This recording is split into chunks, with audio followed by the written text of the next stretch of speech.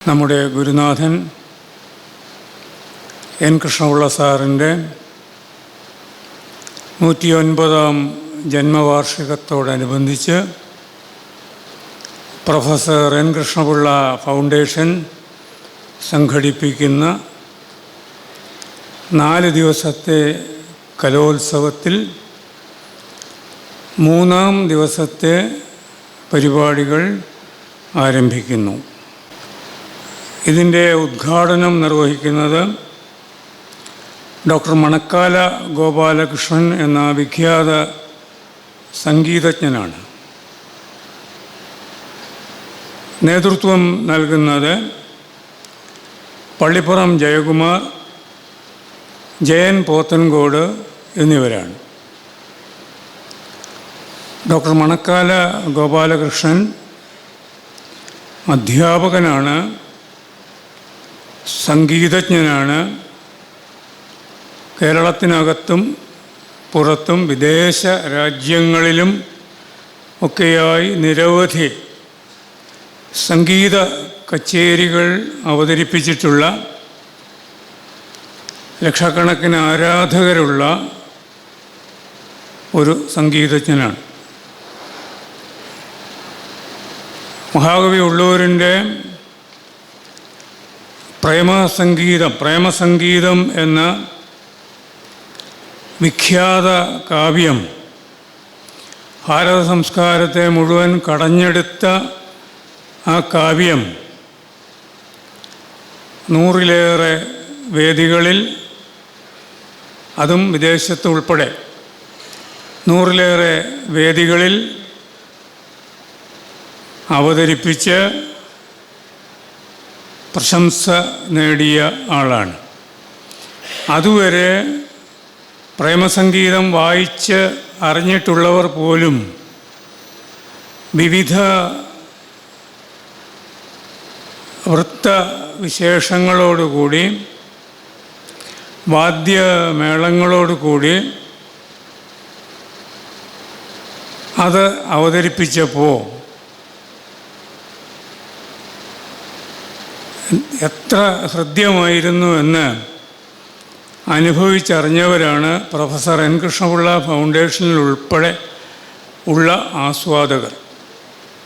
ഈ വേദിയിൽ അദ്ദേഹം പ്രേമസംഗീതം അവതരിപ്പിച്ചു.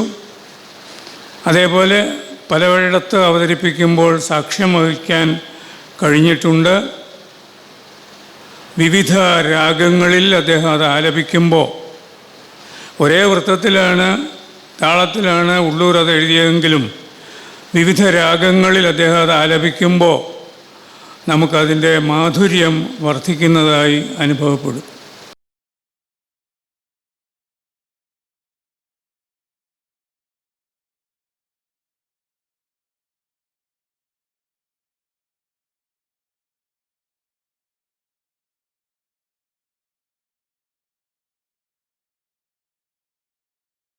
തന്നുടെ പുഞ്ചിരി ആദ്യ വിളക്കു കൊളുത്തട്ടേ, ആദ്യ വിളക്കു കൊളുത്തട്ടേ. ആരുടെ ധന്യ സ്മരണയിൽ നാമി അരങ്ങൊരുക്കുന്നു,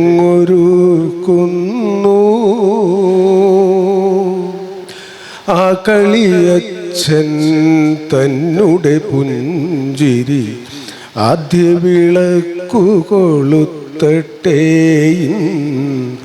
ആദ്യ വിളക്കു കൊളുത്തട്ടേ.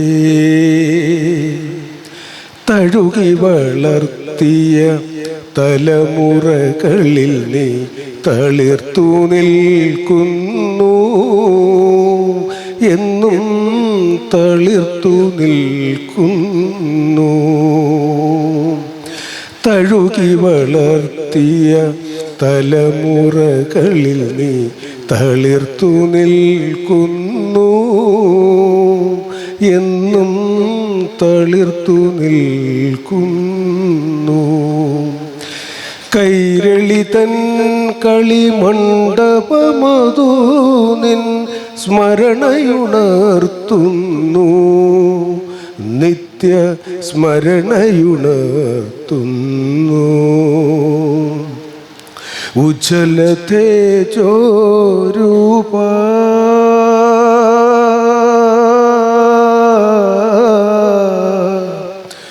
ഉജ്ജ്വല തേജോരൂപ ഭവാൻ ഉദിച്ചു നിന്നാലും ഇവിടെ ഉദിച്ചു നിന്നാലും ആരുടെ ധന്യ സ്മരണയിൽ നാമി അരങ്ങൊരുക്കുന്നു.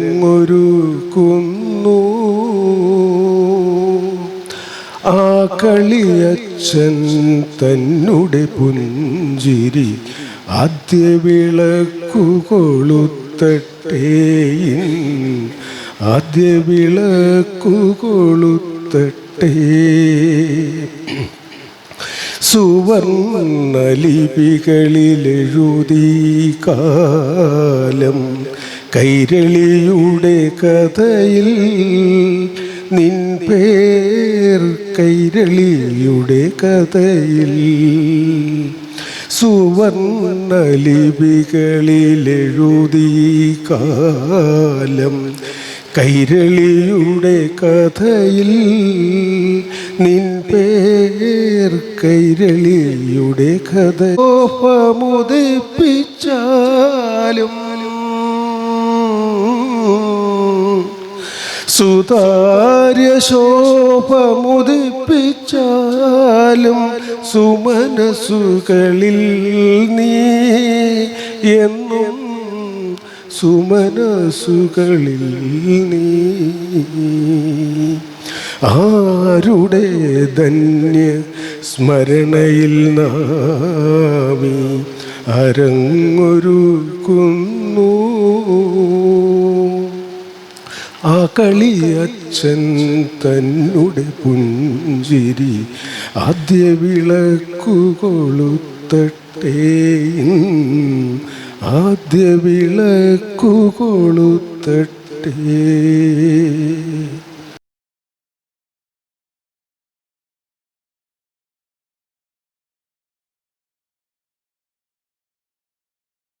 ഡോക്ടർ മണക്കാല ഗോപാലകൃഷ്ണൻ പരിപാടി ഉദ്ഘാടനം ചെയ്യുന്നു.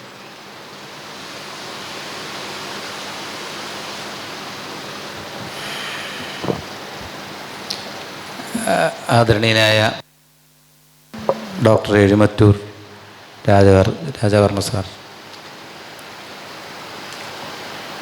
ഈ ചടങ്ങിന് പ്രത്യേക നേതൃത്വം കൊടുക്കുന്ന ആദരണീയരായ ശ്രീ പള്ളിപ്പുറം ജയകുമാർ, ശ്രീ ജയൻ പോത്തൻകോട്, കാര്യവട്ടം ശ്രീകണ്ഠൻ നായർ ഉൾപ്പെടെയുള്ള ആദരണീയരായ സദസ്യരെ, പ്രിയമുള്ള നന്ദനം ബാലവേദിയുടെ പ്രവർത്തകരായ വിദ്യാർത്ഥികളെ, സുഹൃത്തുക്കളെ, വളരെ സന്തോഷത്തോടുകൂടിയാണ് ഇങ്ങനെയൊരു ചടങ്ങിൽ ഇന്ന് പങ്കെടുക്കുന്നത്. നമുക്കറിയാം, ഞായറാഴ്ചയായിട്ടും ഇവിടുത്തെ ഒരു പാർട്ടിസിപ്പേഷൻ കാണുമ്പം ഈ കൃഷ്ണപിള്ള സാറിൻ്റെ ഒരു സ്മരണകൾ ജ്വലിച്ച് നിൽക്കുന്ന ഈ വേദിയിൽ ഇത്രയും ആത്മാർത്ഥതയോടെ ഇതിൽ പങ്കെടുക്കുന്ന സദസ്യർ തീർച്ചയായിട്ടും സംഗീതവും സാഹിത്യവും ഒക്കെയായി അഭേദ്യമായ ബന്ധമുള്ള ആസ്വാദകർ തന്നെയാണ് എന്നുള്ള കാര്യത്തിൽ യാതൊരു സംശയമില്ല. കൃഷ്ണപിള്ള സാറിനെ ഓർക്കുമ്പോൾ എനിക്കൊരു 1984-85 കാലഘട്ടത്തിൽ VJT ഹാളിൽ വെച്ച അന്ന് പല പരിപാടികളിൽ ചർച്ചാവേദി എന്ന് പറഞ്ഞൊരു പ്രോഗ്രാം അന്ന് VJT ഹാൾ സ്ഥിരമായിട്ട് നടക്കുമായിരുന്നു. അന്ന് മുതൽ എഴുമറ്റൂർ സാറിൻ്റെ എന്നെ പരിചയപ്പെടുന്നത് തന്നെ കൃഷ്ണപിള്ള സാർ മുഖാന്തരമോ അല്ലെങ്കിൽ കൃഷ്ണപിള്ള സാറിൻ്റെ കൂടെ അന്ന് ഗവേഷണം നടത്തിയിരുന്ന ആകാശവാണിയിലുണ്ടായിരുന്ന ഡോക്ടർ വിജയരാഘവൻ സാറ് എന്നെ കൂട്ടിക്കൊണ്ട് കൃഷ്ണപിള്ള സാറിൻ്റെ വീട്ടിൽ പല പ്രാവശ്യം പോവുകയും എല്ലാ അന്നത്തെ കാര്യങ്ങൾ മൊത്തം അന്ന് എൻസൈക്ലോപ്പീഡിയയിലായിരുന്നു വർമ്മ സാർ. അപ്പോൾ അന്നത്തെ ആ ഓർമ്മകൾ അയവിറക്കാൻ കിട്ടുന്ന ഒരു അവസരമായിട്ടാണ് സത്യത്തിൽ ഇങ്ങനെയുള്ള ചടങ്ങിൽ പങ്കെടുക്കുമ്പോൾ എനിക്കൊരു ഒരു വലിയ അവസരമായിട്ട് എനിക്ക് തോന്നുന്നത് കൃഷ്ണപിള്ള സാറിനെ ഓർക്കാനും അന്നത്തെ തലമുറയിലുള്ള ഈ ഇവിടെ ഇരിക്കുന്ന ഫോട്ടോയിൽ കാണുന്ന എല്ലാവരെയും നേരിട്ട് അന്ന് ചർച്ചാവധിയുമായി ബന്ധപ്പെട്ട് VJT ഹാളിൽ കാണാനും നേരിട്ട് സംവദിക്കാനും ഒക്കെ കഴിഞ്ഞിട്ടുള്ള ഒരാളെന്നുള്ളതിൽ തിരുവനന്തപുരത്ത് പഠിക്കുകയും തിരുവനന്തപുരത്ത് ജോലി ചെയ്യുകയും ഒക്കെ ചെയ്തിട്ടുള്ള ഒരാളെന്നുള്ള നിലയിൽ ഈ ഒരു ഇതുപോലൊരു വേദിയിൽ ഞാൻ അധികം സമയമെടുക്കുന്നത് ശരിയല്ലെന്ന് എനിക്കറിയാം. കാരണം കുട്ടികളുടെ കലാപരിപാടികൾ നടക്കേണ്ട ഒരു വേദിയിൽ ഞാൻ ഒരുപാട് സമയമെടുക്കുന്നത് ശരിയല്ല എന്നും എനിക്കറിയാം. ഏതായാലും സംഗീതവുമായി ബന്ധപ്പെട്ട് എന്തെങ്കിലും സംസാരിക്കാൻ കുട്ടികൾക്ക് പ്രചോദനമാവുന്ന തരത്തിൽ എന്തെങ്കിലും സംസാരിക്കണം എന്നാണ് സാറ് എന്നോട് പറഞ്ഞിട്ടുള്ളത്. നമുക്കറിയാം സംഗീതമഭിസാഹിത്യം സരസ്വത്യാം സനദ്വയം ഏകമാവാദ മധുരം അന്യതാലോചനാമൃതം അതെല്ലാം നമ്മളെല്ലാവരും കേട്ട് അനുഭവിച്ചറിയുന്ന കാര്യങ്ങളാണ്. സംഗീതവും സാഹിത്യവും അഭേദ്യമായ ബന്ധമാണുള്ളത്. രണ്ടും ആസ്വദിക്കാൻ ഒന്ന് പെട്ടെന്ന് നമുക്ക് ആസ്വദിക്കാൻ കഴിയുമെങ്കിൽ മറ്റൊന്ന് നമുക്ക് ആലോചിച്ച് ബുദ്ധിപൂർവ്വം ആലോചിച്ച് രസിക്കാനുള്ള അത് സംഗീതത്തിലുമുണ്ട്. അപ്പോൾ അതിൽ തീർച്ചയായും കുട്ടികളെ സംബന്ധിച്ച് അവർ എന്ത് ആസ്വദിക്കുന്നതിന് ഒരു പ്രിലിമിനറി നോളജ് വേണം, ഒരു പ്രാഥമികമായ അറിവ് എല്ലാ കാര്യത്തിലും. എന്താസ്വദിക്കണമല്ലോ അങ്ങനെയാണ്. കുട്ടികൾക്കായാലും വലുതവർക്കായാലും കഥകളിയായാലും ശാസ്ത്രീയ സംഗീതമായാലും എല്ലാം ആസ്വദിക്കുമ്പോൾ നമുക്ക് അതിനെപ്പറ്റി ഒരു പ്രിലിമിനറി നോളജ് വേണം. ഇപ്പോൾ കഥകളി ആസ്വദിക്കണമെങ്കിൽ കത്തിവേഷം, താടിവേഷം, പച്ചവേഷം, ഈ നവരസങ്ങൾ, മുദ്രകൾ, ഇതിൻ്റെയൊക്കെ ഒരു ചെറിയ അറിവ് ഉണ്ടെങ്കിൽ ആ ആസ്വാദനം ഇരട്ടിപ്പിക്കാൻ കഴിയത്തുള്ളൂ, ആസ്വാദനം പതിന്മടങ്ങ് വർദ്ധിപ്പിക്കാൻ കഴിയത്തുള്ളൂ. അതുപോലെ സംഗീതം ആസ്വദിക്കണമെങ്കിലും അതിനെപ്പറ്റി ഒരു ചെറിയ അറിവ് ഉണ്ടെങ്കിൽ അത് പിന്നെ വലുതായി മാറും. ഏത് രാഗങ്ങളും സംഗീത പഠനം സിസ്റ്റമാറ്റിക്കായിട്ട് നമ്മൾ സാധകം ചെയ്ത് വരിശകളും വർണ്ണങ്ങളും ഗീതങ്ങളും വർഷങ്ങളോളം പ്രാക്ടീസ് ചെയ്ത് സംഗീത പഠനം നടത്തിയാലേ സംഗീതം ആസ്വദിക്കാൻ കഴിയൂ എന്ന് ചിന്തിക്കാനേ പാടില്ല. കാരണം ഈ പോപ്പുലറായിട്ടുള്ള പല രാഗങ്ങളും സംഗീതം അഭ്യസിക്കാതെ തന്നെ ഹൃദ്യമാക്കാൻ നമുക്ക് കേട്ട് പെട്ടെന്ന് മനസ്സിലാക്കാൻ ഉള്ള സാധ്യതകളുണ്ട്. വളരെ പെട്ടെന്ന് തന്നെ തിരിച്ചറിയുന്ന രാഗങ്ങൾ, അത് രാഗം പഠിക്കുകയോ ശാസ്ത്രീയമായിട്ട് സംഗീതം പഠിക്കുകയോ ഒന്നും വേണ്ട. അതുകൊണ്ട് തന്നെ കുട്ടികളെ ഇത്തരത്തിൽ മോട്ടിവേറ്റ് ചെയ്യേണ്ടത് വളരെ അത്യാവശ്യമാണ്. നമ്മളിപ്പം സമൂഹത്തിൽ വ്യാപിച്ചു വരുന്ന ലഹരിയുടെ ആ ഒരു വലിയ വലിയ വലിയ പ്രതിസന്ധിയെ നേരിട്ടുകൊണ്ടിരിക്കുന്ന ഒരു സമയമാണ്. അപ്പോൾ നമുക്കറിയാം സംഗീതം തന്നെ ആസ്വദിക്കണമെങ്കിൽ അതിനൊരു പ്രിലിമിനറി നോളജ്, അതിന് വലിയ കാഠിന്യമൊന്നും വേണ്ട. വളരെ സാങ്കേതികമായ പദങ്ങളൊന്നും ഉച്ചരിക്കാതെ, പറയാതെ, പഠിക്കാതെ നമുക്ക് ആസ്വദിക്കാനുള്ള ചില എളുപ്പ വഴികൾ ഉണ്ട്. മ്യൂസിക് എന്ന് പറയുമ്പം ഇന്ത്യൻ മ്യൂസിക്കിന് വലിയ പ്രത്യേകത, ലോകത്ത് തന്നെ the richest music in the world എന്ന് ചോദിച്ചാൽ അത് ഇന്ത്യൻ മ്യൂസിക്കാണ്. പ്രത്യേകിച്ച് ഇന്ത്യൻ മ്യൂസിക്കിൽ രണ്ട് ശാഖകൾ, സാറ് പറഞ്ഞതുപോലെ ഭാരതീയ സംഗീതവും എന്ന് പറയുന്നത്, ഭാരത സംഗീതത്തിൽ രണ്ട് പ്രധാനപ്പെട്ട ബ്രാഞ്ച് 13-ാം നൂറ്റാണ്ടോടുകൂടി ആണ് നമുക്കത് രണ്ട് ബ്രാഞ്ചായി മാറുന്നത്. അതുവരെ ഭാരതീയ സംഗീതം ഒന്നായിരുന്നു. അപ്പോൾ നമുക്ക് ഹിന്ദുസ്ഥാനി മ്യൂസിക് അല്ല, വടക്കേന്ത്യൻ അമീർ ഖുസ്രുവിൻ്റെ നേതൃത്വത്തിലുള്ള ഒരു ഹിന്ദുസ്ഥാനി സംഗീത ശാഖ വളർന്നു വന്നത് 2013 തൊട്ടാണത് പ്രത്യേക ഒരു ശാഖയായിട്ട് മാറിയത്. അപ്പം സൗത്ത് ഇന്ത്യ കേന്ദ്രീകരിച്ച് നമുക്ക് മൈസൂർ പ്രദേശത്തിൽ കൂടുതൽ ഡെവലപ്പ് ചെയ്ത് വന്നതുകൊണ്ടല്ല, കർണാടക പ്രദേശത്തിൽ അങ്ങനെയാണ് കർണാടക സംഗീതം ഒരു പ്രത്യേക ശാഖ. സൗത്ത് ഇന്ത്യൻ മ്യൂസിക്കും നോർത്ത് ഇന്ത്യൻ മ്യൂസിക്കും രണ്ട് പ്രബലമായ ശാഖകൾ ഉണ്ടാവുന്നത്. ആ ശാഖകളിൽ വെച്ച് ഇന്ത്യൻ മ്യൂസിക്കിൻ്റെ പ്രത്യേകത എന്ന് ഞാൻ പറഞ്ഞത്, മറ്റ് ലോകത്തെങ്ങും ഇല്ലാത്ത, നമുക്കറിയാം സംഗീതം ഒരു ഭാഷയാണ്, നമുക്ക് ഒരുപാട് ആശയങ്ങൾ സംവേദനം ചെയ്യാൻ പറ്റിയൊരു ഒരു ഭാഷയാണ് സംഗീതം എന്ന് പറഞ്ഞാൽ. സംഗീതമില്ലാതെ നമ്മൾ സിനിമയോ നാടകത്തിനോ ഒന്നും ഒരു പ്രസക്തിയേ ഇല്ല. സംഗീതമാണ് നമ്മുടെ ഭാവ തീവ്രതയെ മനുഷ്യഹൃദയങ്ങളിലേക്ക് ആവാഹിക്കുന്നത്. സംഗീതത്തിൻ്റെ ഇതുകൊണ്ടാണ് നമ്മളിൽ ദുഃഖവും സന്തോഷവും ഒക്കെ ഉണ്ടാക്കുന്നത്. സംഗീതത്തിൻ്റെ ഒരു ഭാവ വ്യത്യാസം കൊണ്ടാണ്, രാഗങ്ങളുടെ പ്രത്യേകതകൾ കൊണ്ടാണ്. അപ്പം ഞാൻ പറഞ്ഞു വന്നേ, ഇന്ത്യൻ മ്യൂസിക്കിൻ്റെ പ്രാധാന്യം അത് ഏറ്റവും കൂടുതൽ സമയം നമുക്കൊരു 2 മണിക്കൂർ ശാസ്ത്രീയ സംഗീതം പാടുകയാണെങ്കിൽ അതിലൊരു 1.5 മണിക്കൂറും അത് മനോധർമ്മ സംഗീതമായിരിക്കും. നമുക്കറിയാൻ വയ്യാത്ത കാര്യമാണ് മനോധർമ്മ സംഗീതം എന്നാണ് കൽപ്പിത സംഗീതം എന്താണ്. അപ്പോൾ കൽപ്പിത സംഗീതം എന്ന് പറഞ്ഞാൽ ഇപ്പോൾ ദീക്ഷിതരോ ത്യാഗരാജസ്വാമികളോ സാധു തിരുനാളോ ഒക്കെ എഴുതി വെച്ചിട്ടുള്ള ആ ലിറിക്സിനെ കേന്ദ്രീകരിച്ച് നമുക്കറിയാം it is based on lyrics and emotion. Music എന്ന് പറഞ്ഞാൽ എപ്പോഴും നമ്മുടെ സാഹിത്യവും വികാരവും ചേർന്ന് വരുന്ന ഒരു അവസ്ഥയിലേക്ക് നമ്മളെ കൊണ്ടെത്തിക്കുന്ന അത് ആസ്വദിച്ച് കഴിയുമ്പോൾ നമ്മൾ ലയിച്ച് നമ്മൾ വേറൊരു പരമാനന്ദത്തിലേക്ക് കൊണ്ടെത്തിക്കുന്ന ഒരു അവസ്ഥയാണ് മ്യൂസിക് എന്ന് പറഞ്ഞാൽ. അപ്പം മ്യൂസിക്കിൽ ഏറ്റവും കൂടുതൽ ഇപ്പം നമ്മൾ ശാസ്ത്രീയ സംഗീതത്തിൽ ഏറ്റവും കൂടുതൽ സമയം എന്ന് പറഞ്ഞാൽ മനോധർമ്മ സംഗീതമാണ്. മനോധർമ്മ സംഗീതം എന്ന് പറഞ്ഞാൽ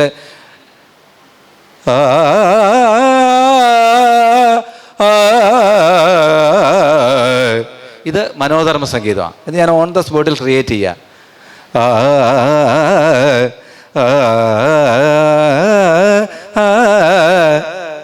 സാരതനീതപ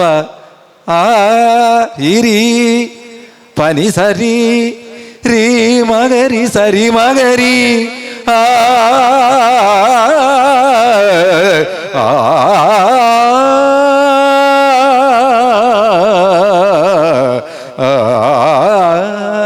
ഇത് ഓൺ ദ സ്പോട്ടിൽ ക്രിയേറ്റ് ചെയ്യാണ്, വിത്തൗട്ട് പ്രിപ്പറേഷൻ. എസ്റ്റംബ്രൈസേഷൻ എന്ന് പറയും. നമ്മൾ ഓൺ ദ സ്പോട്ടിൽ ക്രിയേറ്റ് ചെയ്യുന്ന മ്യൂസിക്കിനാണ് മനോധർമ്മം എന്ന് പറഞ്ഞാൽ.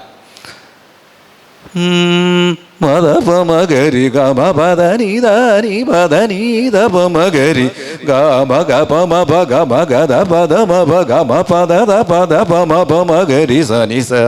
ഇത് ഓൺ ദ സ്പോട്ട് ക്രിയേറ്റ് ചെയ്യുക. അപ്പോൾ അതിൻ്റെ ഒരു ചില പ്രത്യേകതകൾ മനസ്സിലാക്കിയാൽ ഇപ്പം വാതാപി ഗണപതിം ഭജേകം വാ ഈശ്വര കൃതിയാണ്. ഈ വാതാപി ഗണപതി എന്ന് പറഞ്ഞ കീർത്തനം നമ്മൾക്ക് സാഹിത്യം ഉൾപ്പെടെ പാടുന്നതിന് ഒരു 5 മിനിറ്റ് മതിയാവും. പക്ഷേ ഈ വാതാപി എന്ന് പറയുന്ന കീർത്തനം മനോധർമ്മ സ്വരം കൂടെ ഉൾപ്പെടുത്തി പാടുമ്പം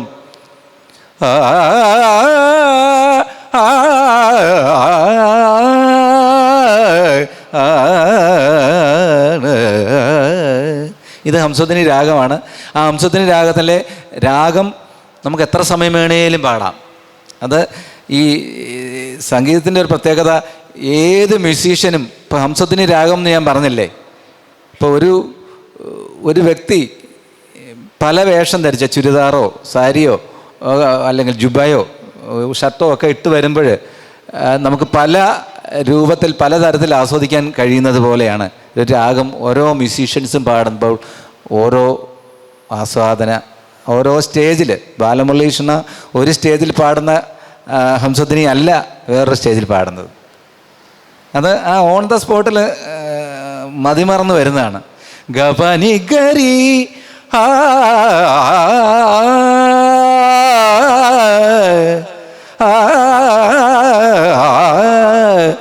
പനി സരി സനി പഗ പനി സാനി പഗ രിഗ പഗാരി സ.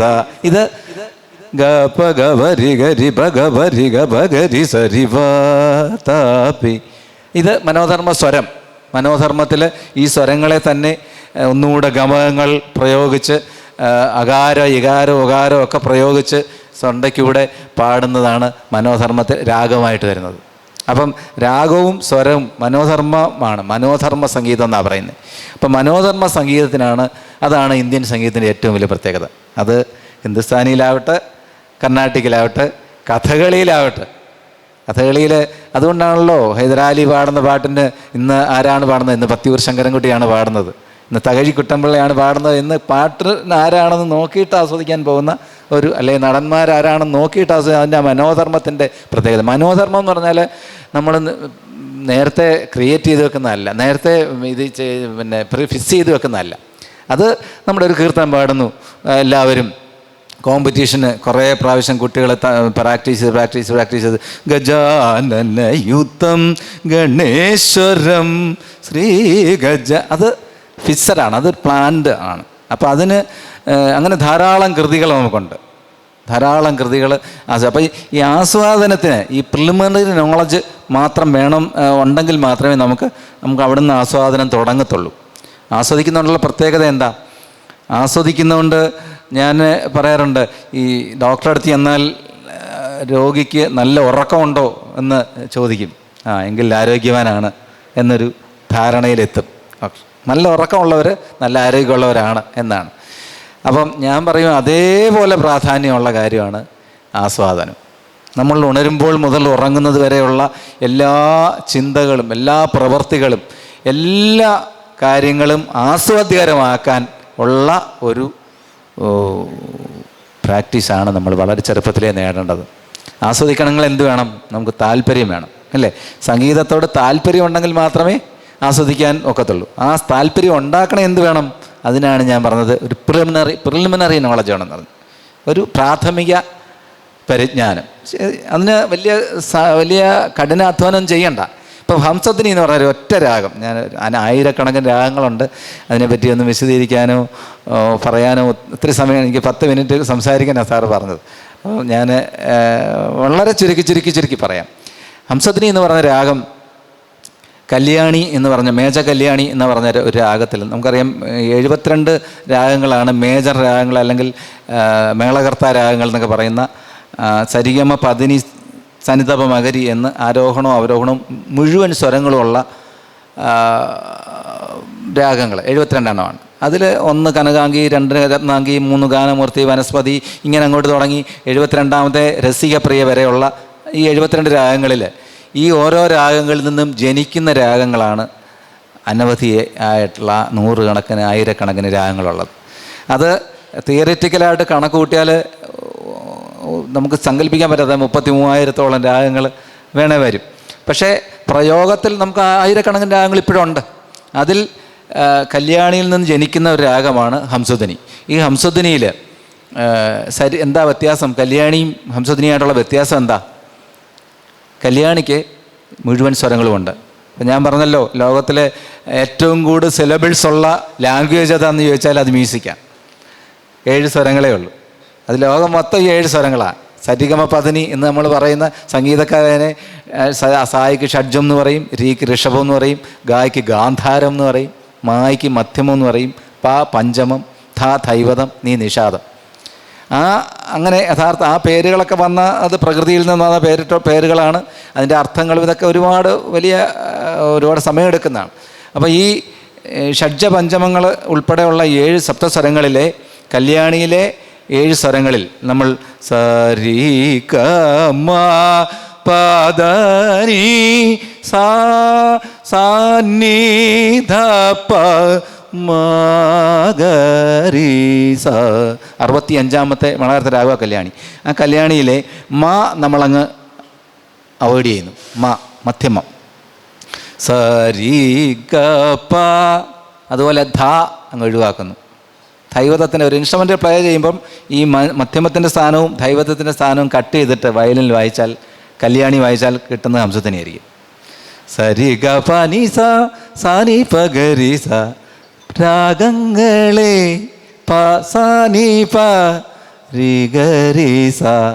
ഇതാണ് രാഗത്തിൻ്റെ ഹംസധ്വനി രാഗം വന്നു കഴിഞ്ഞു. സരി ഗ പ നി സ സാ നി പ ഗ രി സ. 5 സ്വരങ്ങളേ ഉള്ളൂ. സ, ഷഡ്ജം, ഋഷഭം, ഗാന്ധാരം, പഞ്ചമം, നിഷാദം. മധ്യമമില്ല, ദൈവതമില്ല. ഈ 5 സ്വരങ്ങൾ വെച്ചിട്ടാണ് ഈ വാതാപി കേൾക്കുന്ന സമയത്ത് നിങ്ങൾ ശ്രദ്ധിച്ച് നോക്കുക. ഹംസധ്വനിയിൽ ഒരു രാഗം കേൾക്കുമ്പോൾ, ഒരു കീർത്തനം കേൾക്കുമ്പോൾ നമുക്ക് ശ്രദ്ധിക്കാം അതിനകത്ത് മധ്യമം ഉണ്ടോ, മാ വരുന്നുണ്ടോ. ഗബഗരി സരി വാതാപി ഗബനി പഗരി വ. ധാ ഇല്ല, ധാ അവിടെ വന്നാലോ അത് കല്യാണിയാവും. അപ്പം നമുക്ക് ഇത് ആസ്വാദനത്തിൻ്റെ ഒരു ആസ്വദിക്കാൻ നിങ്ങൾക്കൊരു തുടക്കമിടാവുന്ന പോയിൻ്റാണ്. ഈ സ്വരങ്ങൾ 5 സ്വരങ്ങളുള്ള രാഗങ്ങൾ, 6 സ്വരങ്ങളുള്ള രാഗങ്ങൾ, ഇതൊക്കെ അതിന് വലിയ സാങ്കേതിക ജ്ഞാനം വേണ്ട, കേട്ടാൽ മാത്രം മതി. ഗബനി ഗരി നി ബഗരി ഗബനി സനി ബഗരി ഗബനി ബഗരി ഗബഗരി സനി ബനി രി. ഇതാണ് ഹംസധ്വനി.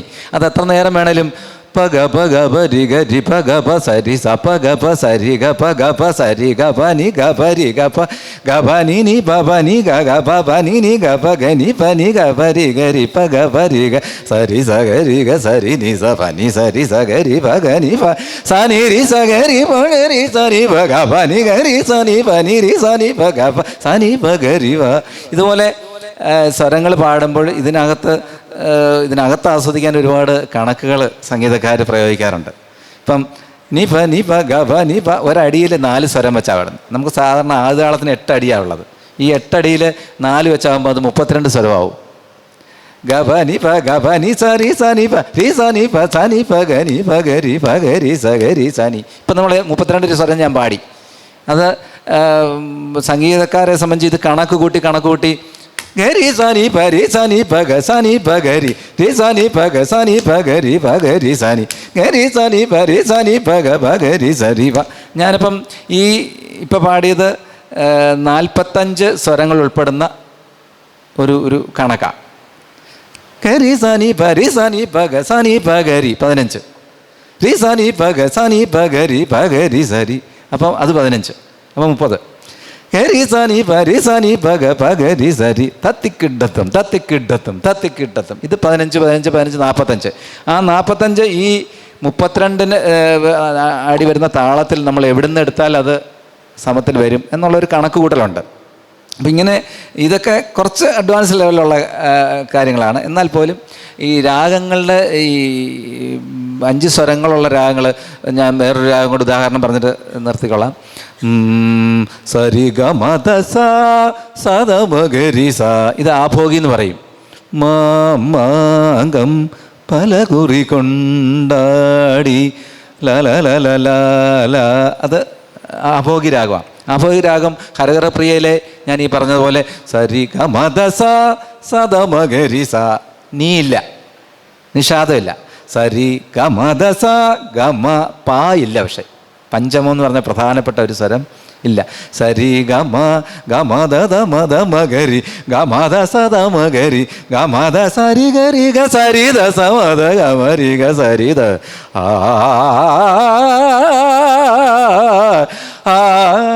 അമ്പേന്തി വില്ലേന്തി വാളേന്തിയും ഗരി രി സ സ ധ ധ മ മ ഗ ഗരി രി സ. ഇത് സംഗീതക്കാരെ സംബന്ധിച്ച് ഇത് ഈ അകാരവും ഇകാരവും ഉകാരവും ഇതെല്ലാം സ്വരങ്ങളാണ്. ഞാൻ പറഞ്ഞല്ലോ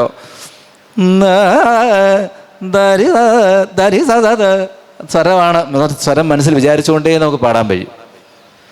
ദ ദ ദ ദ മ ദ ദ ദ ദ ദ ദ ദ ദ ദ ദ ദ മ ദ ദ ദ ദ ദ ദ ദ ദ ദ ദ മ ദ ദ ദ ദ ദ മ ദ ദ ദ ദ ദ മ മ ദ ദ മ ദ മ ഗ മ ദ ദ മ ദ മ ഗരി ഗ ആ ഗ മ ദ ദ മ ഗരി ഗ ആ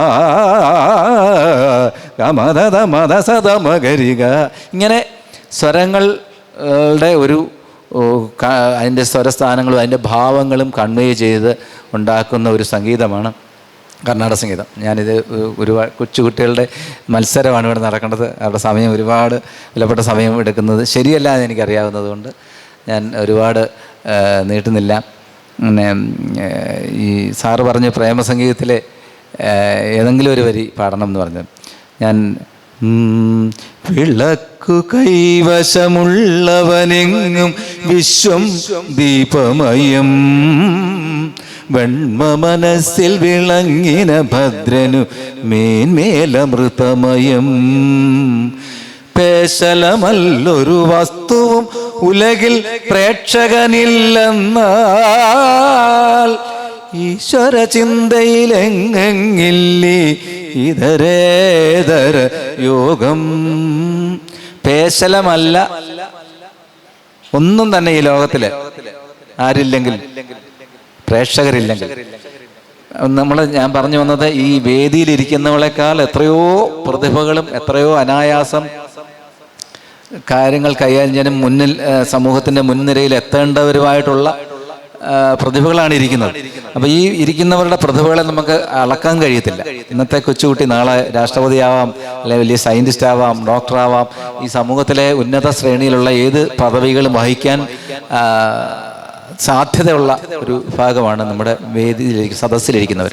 അപ്പം വേദിയിലും സദസ്സിലുമുള്ള സദസ്യരെ, പ്രേക്ഷകരെ ഉൾക്കൊള്ളാതെ നമ്മളിപ്പോൾ മോഹൻലാൽ എത്ര നല്ല നടനാന്ന് പറഞ്ഞാലും കാണാൻ ആളില്ലെങ്കിൽ അതിന് വല്ല പ്രസക്തിയുണ്ടോ? മോഹൻലാലിൻ്റെ അഭിനയത്തിന് ഇപ്പൊ ഫാൽക്കെ അവാർഡ് കിട്ടിയപ്പോൾ ആദരിക്കുന്നത് കാണികൾക്കാണ് അവാർഡ് കൊടുക്കുന്നതെന്ന് അദ്ദേഹം ഇന്നലെ പ്രഖ്യാപിച്ചു, അല്ലേ?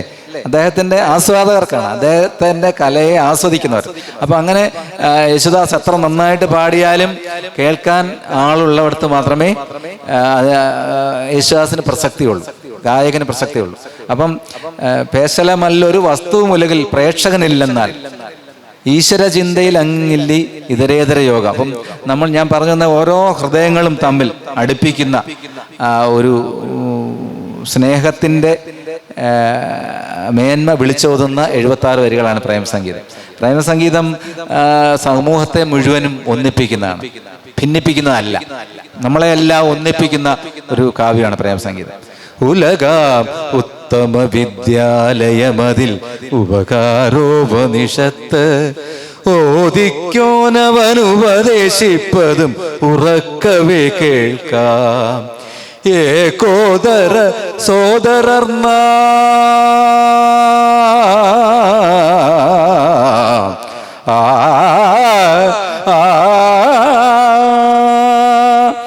ഏകോദര സോദരർ നാമേവരും എല്ലാ ജീവികളും ലോകപടത്തിൽ തമ്മിലിണങ്ങിടും ഓതപ്രോതങ്ങൾ.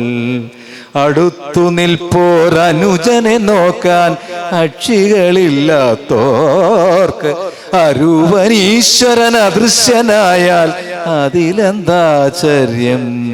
ഉലകാം ഉത്തമ വിദ്യാലയം.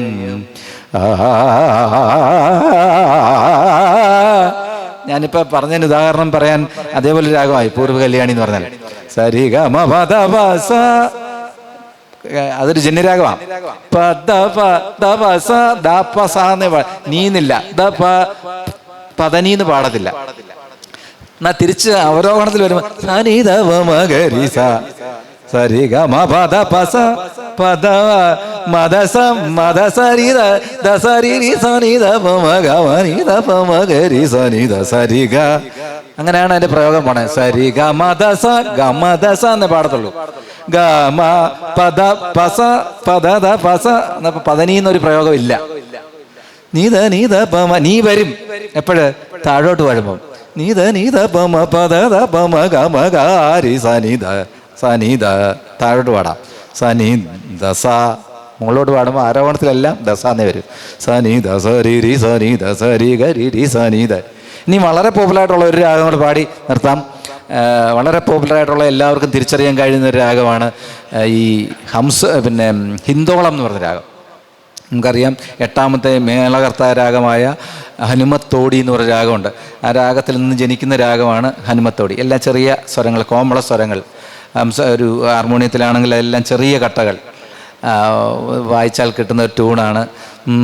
സ ഗ മ ദ നി സ സരി ഗ മ പ ദ നി സ എന്ന തോടിയുടെ പഞ്ചമവും ഋഷഭവും പാ രീ ഒഴിവാക്കിയിട്ട് സ ഗ മ ദ നി സ സാ നി ദ മ ഗ സ സാമജ വരഗമന ചന്ദനമണിവാതിൽ. അതെല്ലാം ഈ രാഗമാണ്. സഗമദനി സാമജ. അപ്പം നീ ഇനി തൊട്ട് ഈ ഹിന്ദോള രാഗത്തിലൊരു കീർത്തനം കേട്ടാൽ, അതിൽ അല്ലെങ്കിൽ സിനിമ പാട്ട് കേട്ടാൽ, ആ ഹിന്ദോള രാഗത്തിലെ സിനിമാ പാട്ടിൽ ഈ സ്വരങ്ങൾ പഞ്ചമവും ഋഷഭവും വരുന്നുണ്ടോ എന്ന് നിങ്ങൾക്ക് തിരിച്ചറിയാൻ, നിങ്ങൾ ശ്രദ്ധിച്ച് തിരിച്ചറിഞ്ഞ് അതിലൊരു ആസ്വാദ്യത നിങ്ങൾക്ക് 10 മടങ്ങ് വർദ്ധിപ്പിക്കാനായിട്ട് സാധിക്കും. മമ്മ ഗ മദ ദ മഗ മദ മഗ മഗ ദ മദ ഗ മര സഗ സമ ഗ മ സഗ നി നി സ ദ നി സ ഗ ഗ സമ മഗ ദ ദ മ നി നി ദ സ സ സഗ മ ദ നി സ മ ജ ദ ദ ദ നി ദ ദ നി ദ നി ദ നി ദ നി നി ദ നി ദ മ ദ നി ദ നി ദ മ ഗ മ ദ നി സ നി ദ നി നി ധനി ധ സനി സാ നി ധനി സഗ സനി നി സഗ മഗ സഗ സനി സനി ധനി ധ മ മഗ സഗ പത്മനാഭ പാഹി മാമ വധു ശ്രീ സരസ്വതി സനിധ മദനി സാ മാമ വധു. ഇങ്ങനെ ആസ്വദിക്കാനുള്ള ചില ടെക്നിക്കുകൾ അറിഞ്ഞിരുന്നാൽ നമുക്ക് വളരെ പോപ്പുലറായിട്ടുള്ള ഒരു 10-30 രാഗമെങ്കിലും എല്ലാവർക്കും തിരിച്ചറിയാൻ കഴിയും. അതുവഴി നമ്മുടെ ആ സംഗീത ആസ്വാദനം കൂട്ടാൻ കഴിയും. ഇതൊരു വലിയ സബ്ജക്റ്റാണ്, ഒരുപാട് സമയമെടുക്കുന്നതാണ്. കുട്ടികളുടെ മത്സരം വളരെ നല്ല രീതിയിൽ നടക്കട്ടെ. അവരുടെ പ്രതിഭ തെളിയിക്കാനുള്ള അവസരം, അവരുടെ കഴിവുകൾ മറ്റുള്ളവരുടെ മുന്നിൽ പ്രകടിപ്പിക്കാൻ കിട്ടുന്നൊരവസരം, അത് വളരെ നന്നായിട്ട് വിനിയോഗിക്കപ്പെടട്ടെ. എല്ലാവിധ ആശംസകളും നേർന്നുകൊണ്ട് ഈ വർമ്മ സാറ് സത്യത്തിൽ ഈ ഒരു സ്ഥാപനം കൊണ്ടു നടക്കുന്നതാണ്. വേറെ മറ്റുള്ള എല്ലാവരും പറയാറുണ്ട്, ഒരുപാട് സാംസ്കാരിക സ്ഥാപനങ്ങൾ സർക്കാരിൻ്റെ ഇടപെടലോടുകൂടി തന്നെ പ്രവർത്തിക്കുന്ന സ്ഥാപനങ്ങളുണ്ട്. പക്ഷേ അതുപോലെ ഒന്നുമല്ല ഇവിടെ നടക്കുന്ന പരിപാടികൾ. എല്ലാ വർഷവും ഒന്നുക്കൊന്നും ഒരു ആ ദിവസം തുടക്കം തൊട്ട് ഒടുക്കം വരെ ഇവിടെ വന്ന് ഇരുന്നാൽ നമുക്ക് കിട്ടുന്ന ഒരു എഡ്യൂക്കേഷൻ, നമുക്ക് കിട്ടുന്ന ഒരു വർത്തന വ്യതിയാനം, അത് പറഞ്ഞറിയിക്കാൻ കഴിയാത്തതാണ്. അത് ഇതുപോലുള്ളൊരു മഹാനുഭാവൻ ഒന്നും പ്രതീക്ഷിക്കാതെ ഡെഡിക്കേഷനോട് പൂർണ്ണ സമയം സംഗീതത്തോടും സാഹിത്യത്തോടും ഒക്കെ ഉള്ള ഒരു സമർപ്പണ ബുദ്ധിയോടുകൂടി പ്രവർത്തിക്കുന്ന ഒരു പാരമ്പര്യമുള്ള ഒരു ആളായതുകൊണ്ടാണ് ഇങ്ങനെ നടന്നു പോകുന്നതിൻ്റെ സെക്രട്ടറി. അത് തന്നെയല്ല, ഗുരുശിഷ്യ ബന്ധത്തിൻ്റെ ആത്മബന്ധം നമ്മളെ കാണിച്ചു തരുന്ന, സമൂഹത്തിന് കാണിച്ചു തരുന്ന, അന്യം നിന്നു പോകുന്ന പല വാല്യൂസ് മൂല്യങ്ങളും നിന്നു പോകുന്നത് നമുക്ക് തുടരാനായിട്ട്, നമുക്ക് മുന്നോട്ട് നമ്മളെ നയിക്കാൻ പ്രേരിപ്പിക്കുന്ന ഇതുപോലുള്ള പരിപാടികൾ ഇനിയും ഒരുപാട് നടക്കട്ടെ. എല്ലാവിധ ആശംസകളും ഈ സ്ഥാപനത്തിനും ഇവിടെ ഇതിൻ്റെ സംഘാടകർക്കും നേർന്നുകൊണ്ട് എൻ്റെ എളിയ വാക്കുകൾ ചുരുക്കുന്നു.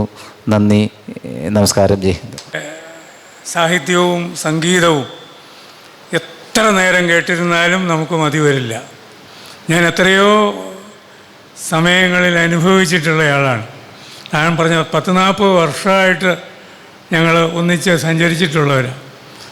അത്രമാത്രം മിടുക്ക്, ഇതിനകത്തുള്ള പാഠമുള്ള ആളാണ്, നല്ല ഉപസ്ഥിതിയാണ്. അതുകൊണ്ട് അനായാസം എടുത്ത് അമ്മാനമാടാൻ കഴിയുന്നതാണ് അദ്ദേഹത്തിന് സംഗീതവും സാഹിത്യവും. എത്ര നേരം വേണമെങ്കിലും കേട്ടിരിക്കാം. പക്ഷേ മനസ്സോടെയല്ല ഞാൻ സമയം പറഞ്ഞത്. അതുകൊണ്ട് ഈ കുട്ടികൾക്ക് ഒരല്പം ഒന്നും ഉള്ളിൽ കയറിയിട്ടുണ്ടാകും. ആ സംഗീതം ആസ്വദിക്കാനുള്ള ഒരു പ്രേരണ അത്രമാത്രമേ പറ്റുകയുള്ളൂ. നമ്മുടെ സ്നേഹാദര സൂചകമായി ഒരു ചെറിയ സമ്മാനം മണക്കാലയ്ക്ക് കൊടുക്കാം.